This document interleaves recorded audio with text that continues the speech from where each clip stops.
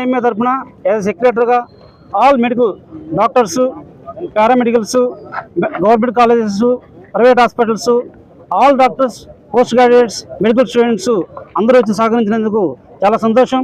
ఈ దాడి గురించి మీకు తెలిసిందే, ఒక లేడీ డాక్టర్ మీద జరిగిన హత్య. ఇది very brutal murder. It is very shame to the Indian government and also shame to the Indian legislative system and also shame to the every medical doctor and also shame to the every Indian citizen. After getting up freedom from the British government in India lo ilanti jaragatam chaala baadhakaram. Adi doctors meeda prajalaki ప్రాణాలు పోసే doctors మీద ఇలా జరగడం చాలా బాధాకరం.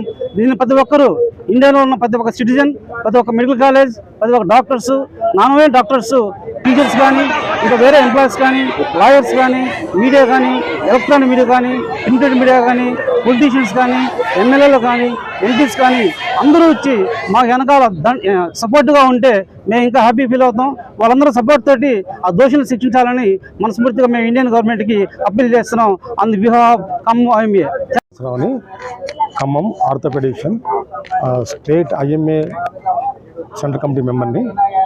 ఈరోజు భారతదేశం మొత్తంలో కూడా ఈ కోల్కతాలో జరిగినటువంటి వైద్య విద్యార్థిని, పల్మనాలజీ వైద్య విద్యార్థిని 2వ సంవత్సరం అమ్మాయికి మీద లైంగిక దాడి చేసి హత్య చేశారు ఒక వైద్య ఆర్జికార్ మెడికల్ కాలేజ్లో.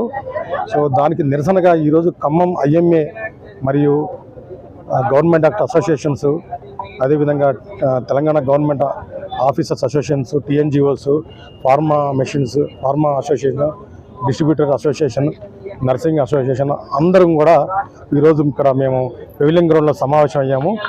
ఇక్కడ పెవిలియన్ గ్రౌండ్ నుంచి మేము గవర్నమెంట్ హాస్పిటల్, పాత డిస్ట్రిక్ట్ కలెక్టర్ వరకు కూడా ర్యాలీ జరపడానికి నిశ్చయించాము.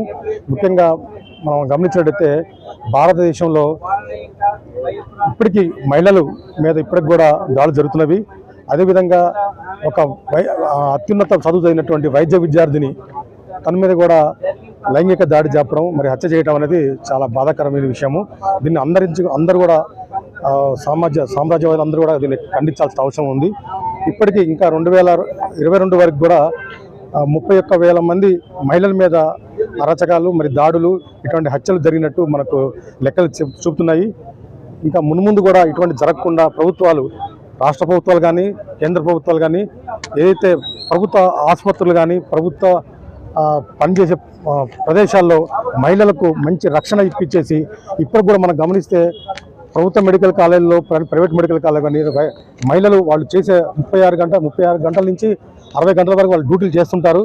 వాళ్ళకు సరైన వసతులు కానీ, రక్షణ కానీ లేకుండా వాళ్ళు చేయడం జరుగుతుంది. ఆ కోణంలోనే ఇప్పుడు ఈ ఆర్జికార్ మెడికల్ కాలేజ్ కూడా ఈ వైద్య విద్యార్థుల మీద కూడా ఈ లైంగిక దాడి హత్య జరగడం జరిగినది. మంచిగా కెమెరాలు కానీ, వసతులు కానీ అన్ని ఉన్నట్టయితే వాళ్ళు పడుకోవడానికి, అక్కడ నిద్రపోవడానికి మంచిగా వసతులు ఉన్నట్టయితే ఇటువంటి జరగపోవు. ఎందుకంటే ఆ వసతులు లేకపోవడం వల్ల వాళ్ళు ఒక సెమినార్ హాల్లో దూరంగా, అంటే ప్రదేశానికి దూరంగా ఉన్నటువంటి సెమినార్ హాల్లో పడుకోవడం, ఆ ప్రదేశంలో వీళ్ళు కొంతమంది దోషులు, ఏదైతే మనం ఇప్పుడు దోషులు అనుకుంటున్నామో వాళ్ళందరూ కూడా ఈ లైంగిక దాడి జరగడం జరిగింది. కాబట్టి మేము కోరుకునేది ఏంటంటే, ఐఎంఏ కానీ అన్ని అసోసియేషన్లు కోరుకునేది ఏంటంటే, ముఖ్యంగా ప్రభుత్వాలు మహిళలకు ఒక వైద్యులే కాదు అనేక ఇన్స్టిట్యూషన్లో కూడా మహిళలందరూ కూడా మంచి వసతులు కల్పించి వాళ్ళకి రక్షణ కల్పించాలని మేము